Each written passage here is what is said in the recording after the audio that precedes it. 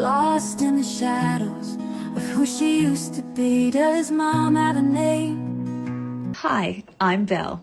You might know me from previous careers such as children's interior designer and skincare business founder.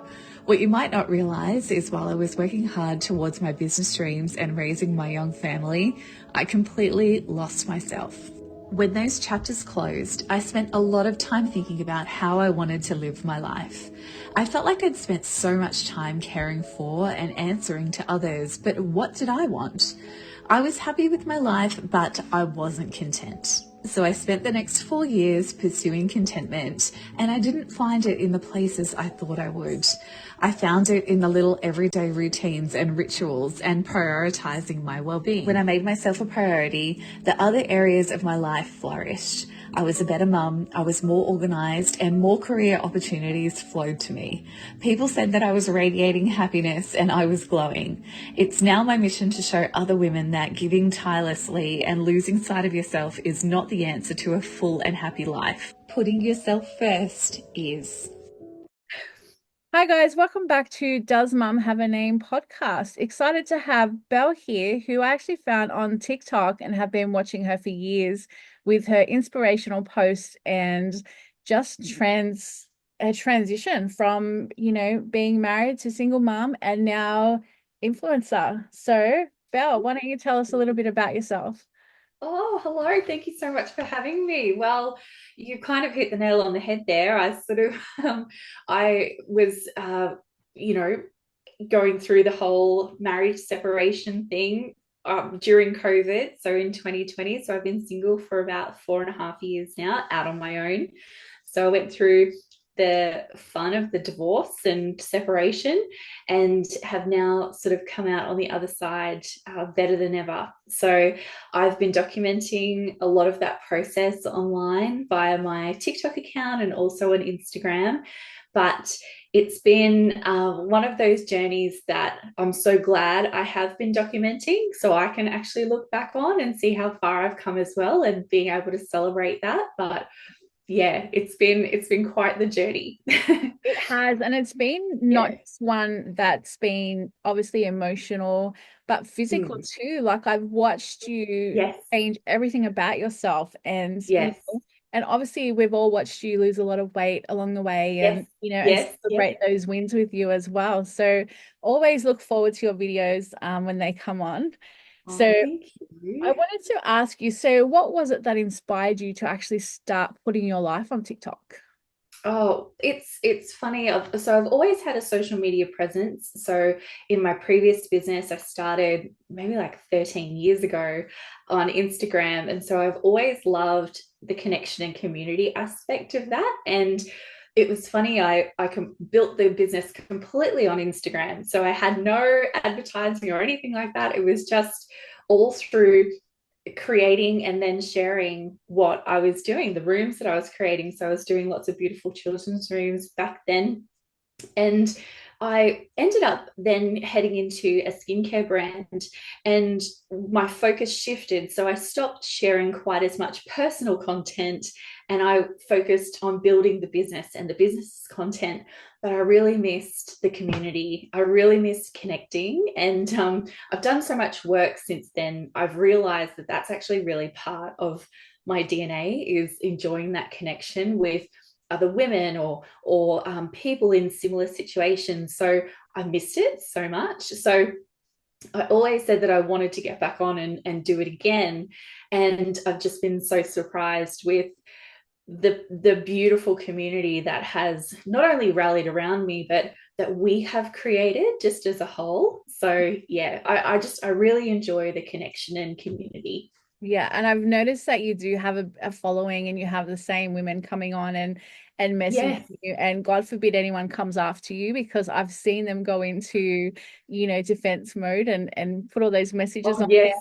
there. Yeah, definitely that community. Um, Definitely. so how has sharing your story online impacted your family and friends? What's their opinion So of your TikToks?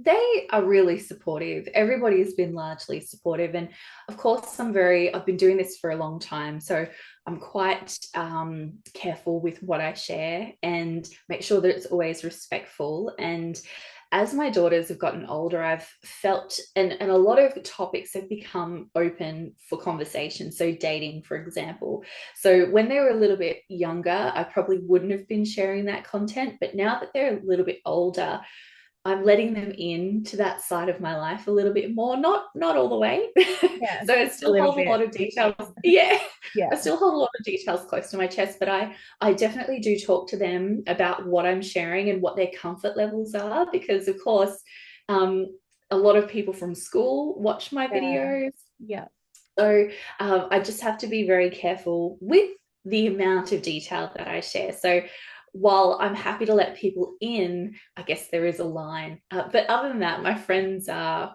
largely so supportive, and my family is really supportive too. And yeah, yeah, it's I've been doing it such a long time now. They kind yeah, of expect to see my face pop up all the time. yeah.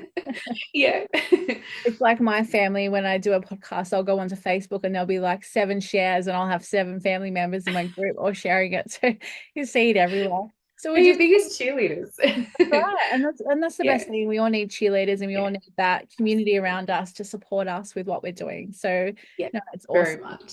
So would you say the challenges would be just, I guess, people at school, or if someone's got a negative, have your girls ever come across that? So nothing negative about me. And I guess that comes with being quite experienced with this side of social media, and not sharing too much, and having that open dialogue with the girls around what they're comfortable for me to be sharing, and what we're not.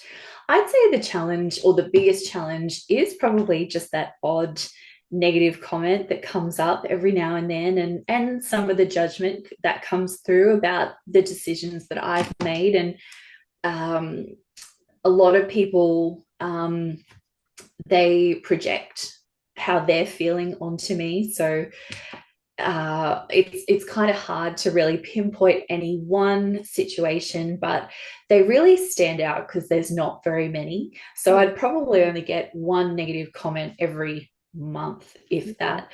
And I think one of the things that about me is I have a need or a desire to defend myself.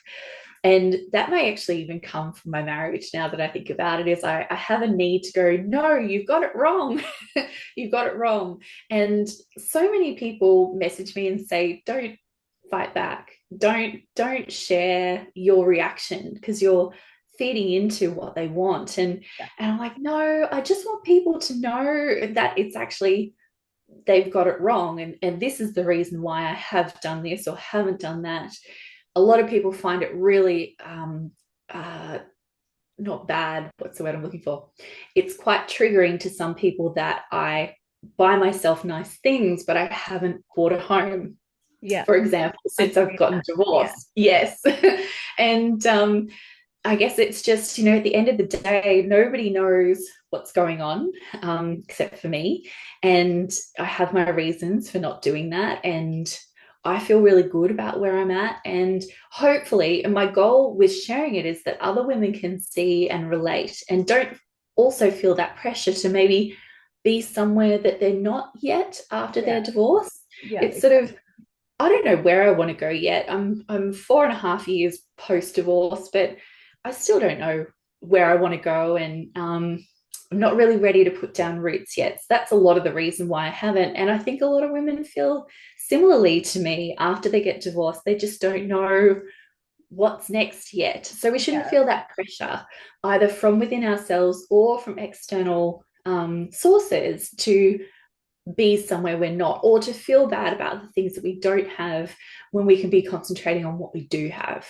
Exactly. And not see it as a competition. We're not Totally, trying to totally. compete with people. Or I mean, I love your aesthetic, I love your colors, I love your clothes that you wear, and all your decor. I mean, I may not have Thank those things you. myself, but I still can appreciate what you're doing, and I get what you're doing, and it comes across. Thank you.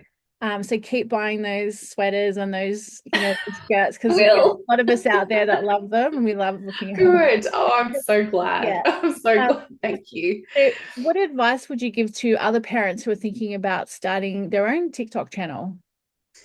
I would say do it.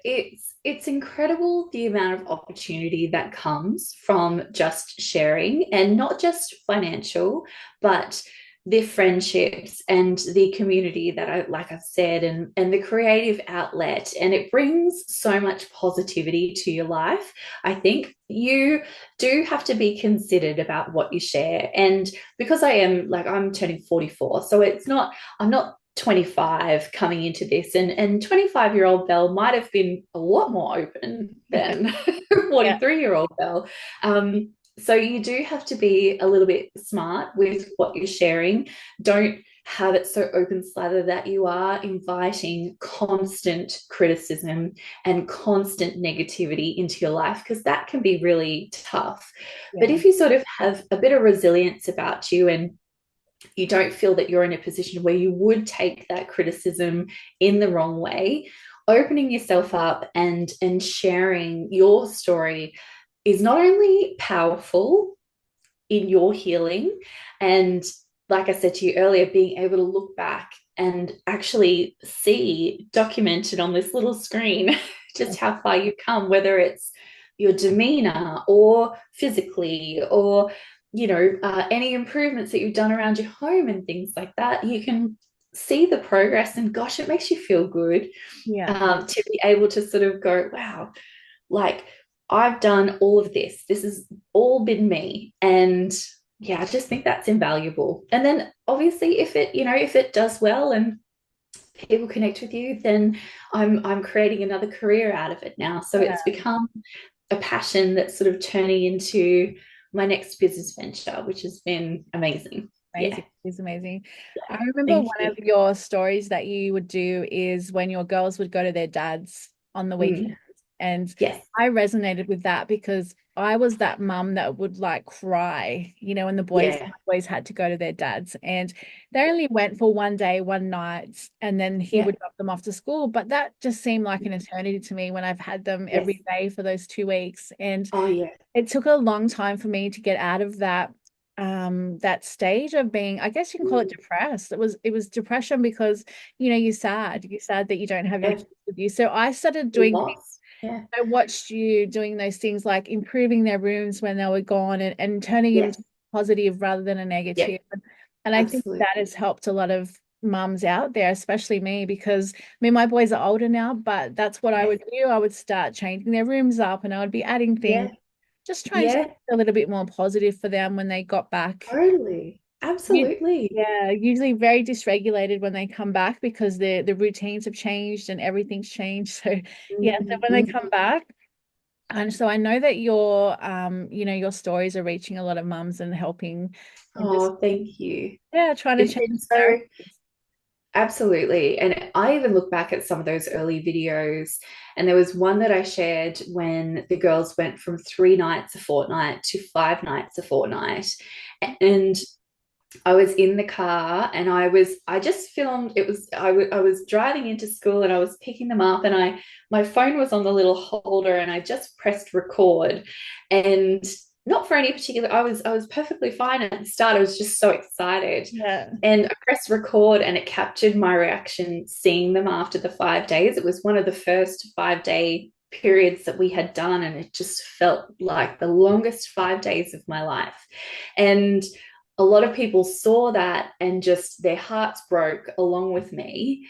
And now, the 5 days that the girls are gone, I'm social, I'm, racing it now. Yeah, doing stuff around the house. Yep, I'm, getting out and doing exercise, and having, these beautiful nights in by myself, and washing my makeup brushes, which I know sounds so tedious, but but it's those little yeah, things that, so the process of where I was to where I am now, just by focusing on the positives as much as I could only see the negatives when the girls left. I felt like my whole purpose just walked out the building, and I was lost because who am I if I'm not a mum every day? Who am I if I'm not making someone lunch or picking up someone's clothes? Like, but then you're forced to actually look at, well, what do I want? What brings me joy?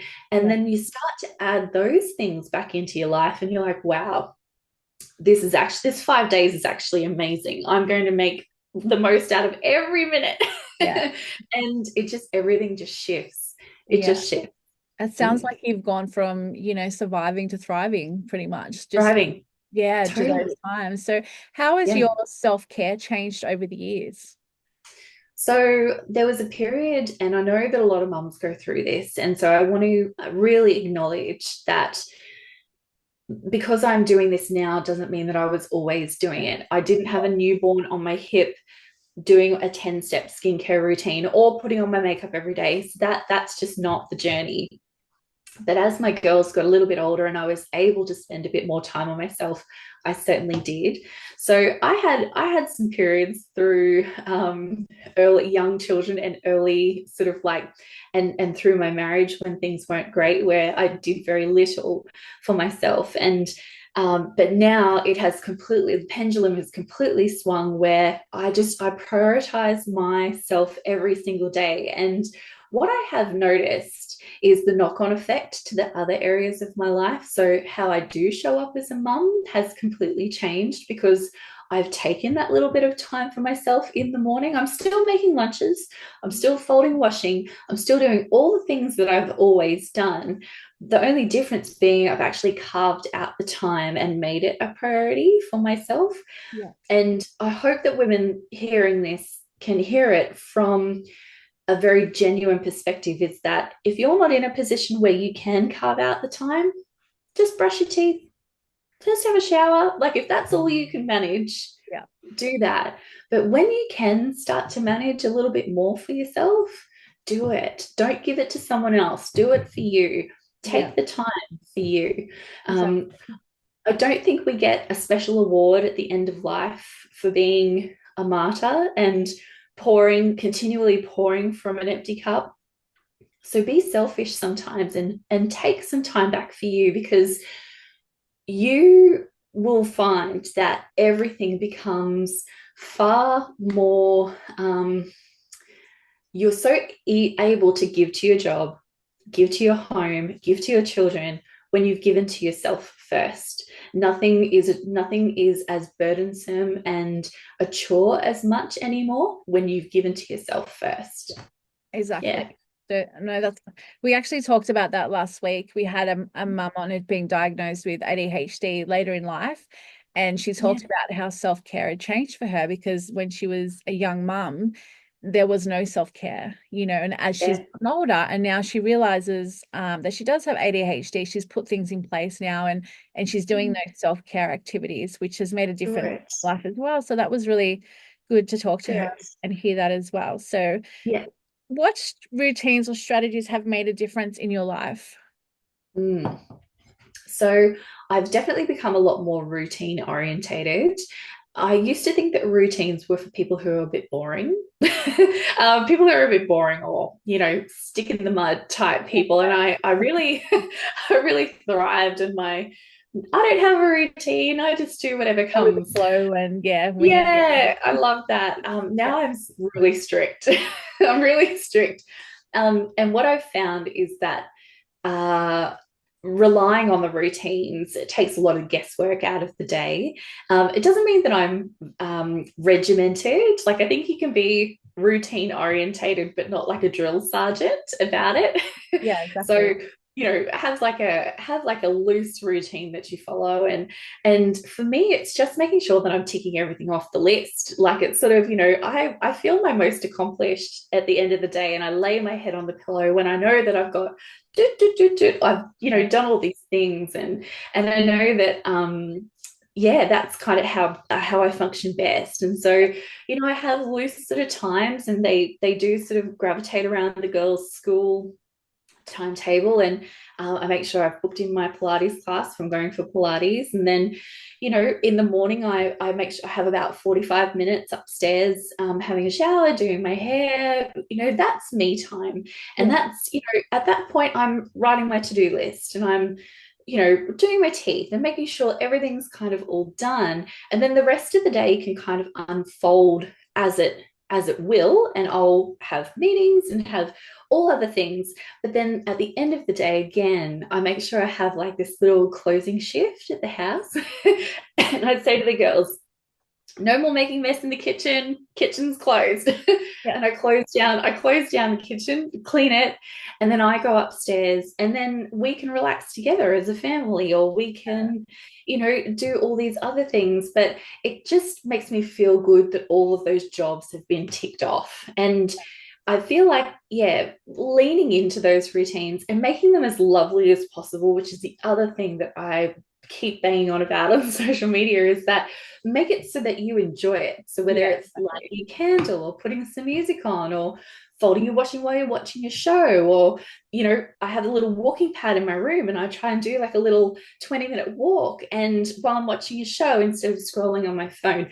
If you look at them in a positive way, you'll find that those little routines, you look forward to them every day. Yep. So we've set up in our house resets. So yes, I do it on a Sunday. My eldest son does it on a Friday. So they wash their sheets, clean their rooms, reset, amazing. get ready for the next week. And we've seen that on TikTok. So I'm like, it's worked for them. So, and it's actually something we've implemented here, and it's working really well, because today my son was like, oh, I've got to wash my sheets. It's reset day. And I'm like, yes. I love that. Finally sinking in, yes. do that. So yeah, it's whatever helps run, your household, and like absolutely, you said, turning those I guess negative things that we all have to do into something positive and I guess enjoyable as well. Yeah, it's sort of that mentality of like, I get to, instead of I have to. Yes, exactly. Which I love. Yeah, me too. Absolutely. So can we talk about dating and social media? Have you had many people contact you through your TikToks asking you out for a date? Not anyone that I would consider going out with. No. I think it's so funny. As soon as you say that you're single, people think that you're also desperate. Yeah. which is such a terrible word, but it's I am looking for a quality partner, and I think people, or men see an opportunity to go, oh, here's a single woman, she's got no options, therefore I'm going to shoot my shot. And it's not that. It's more like, I do have options, but it's kind of like they just, they don't equate, they equate being single with she must be just lonely, or I'm going to go and fill this gap in her life. And it's not like, I don't want a gap to be filled. Like, I'm not advertising for a position vacant. It's more about finding the best candidate for the role. And that's kind of the process that I've been going through. I have had a few guys, because I'm not sure if people realize, when you actually exchange phone numbers with someone, all your socials pop up. So all your socials pop up. And I had a guy only a few months ago who he's like, oh, have you stalked me yet? And I said no, because I typically don't. That's probably, I'd rather hear and learn about them from them. And he said, well, I've stalked you. And I was like, no, you haven't. I was just sort of teasing. He's like, yes, I have. And then he started quoting lines from my TikTok account. And he had scrolled literally back almost a year to a dating update video that I had done. And he was like quoting lines out of that video. And I was in the ugliest outfit that you have ever seen. I had no makeup on. My hair was up in a blue turban towel. I was in my little robe.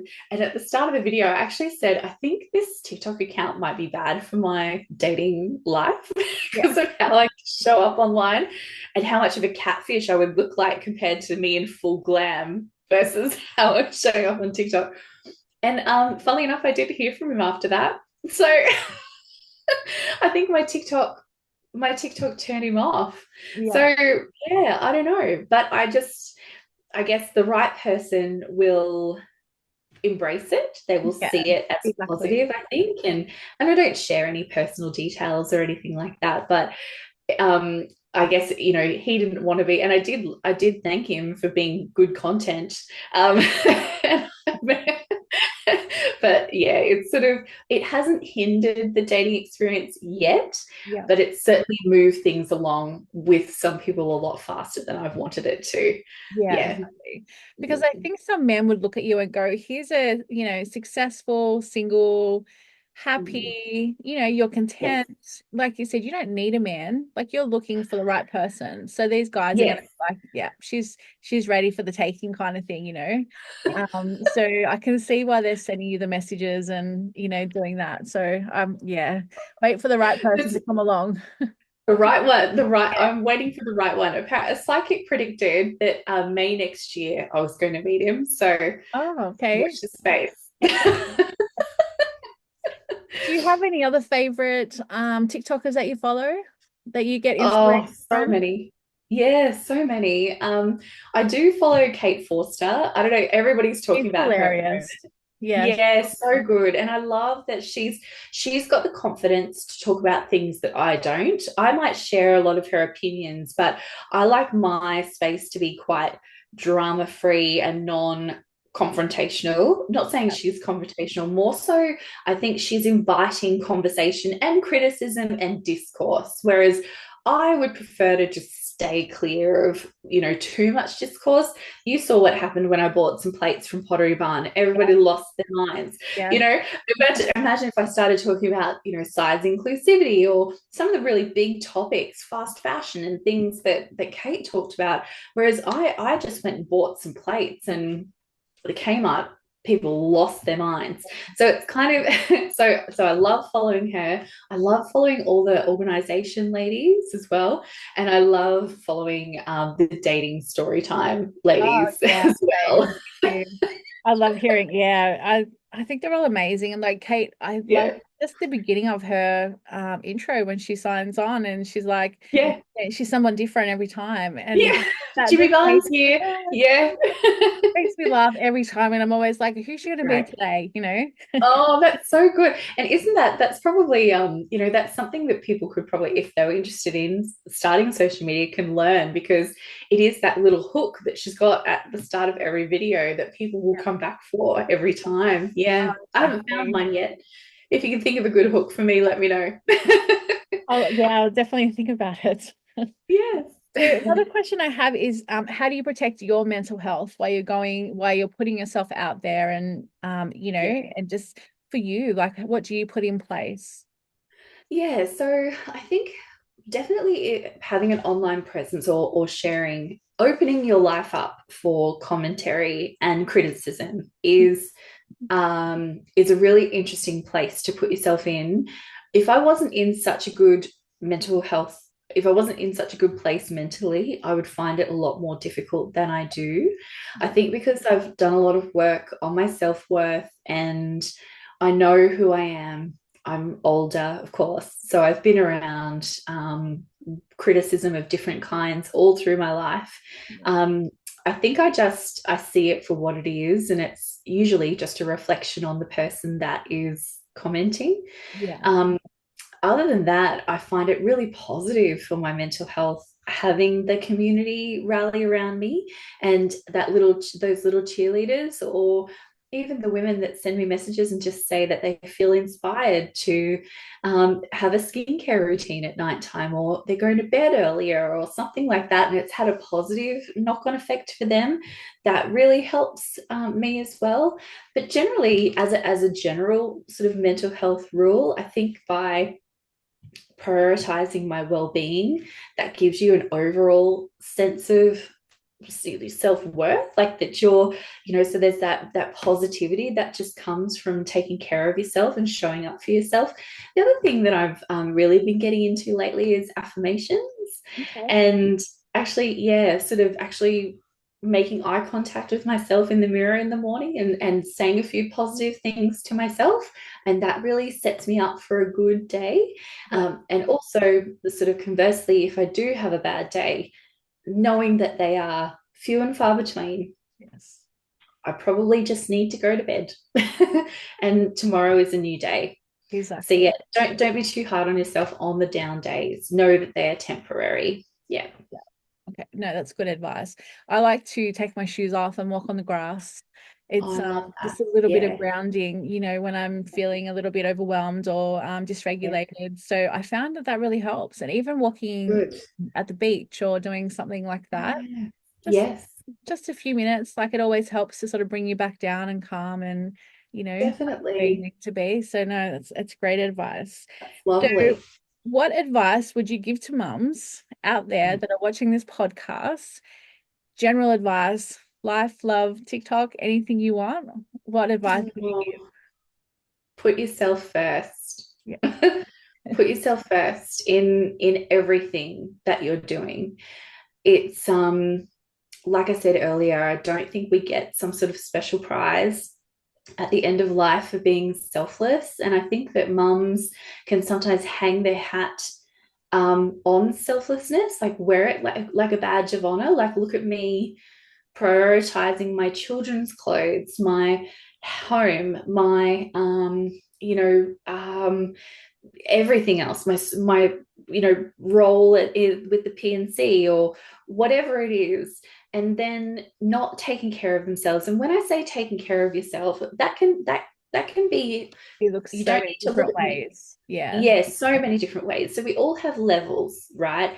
For me, it can be dressing up, doing my hair, putting my makeup on. But for the next person, it could be just some activewear, like activewear with sunscreen on can be your ready. Yeah. And that's great. We all have different levels of put together, I guess, if for lack of a better term.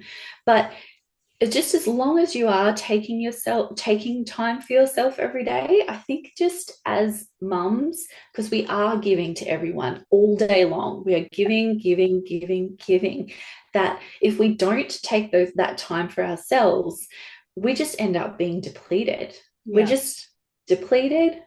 Often that then when you're depleted, you can be stressed and overwhelmed, sad, not feeling good about yourself. So if you do prioritize yourself, that I just think is the biggest thing that we can do as mums and as women. Yeah, exactly.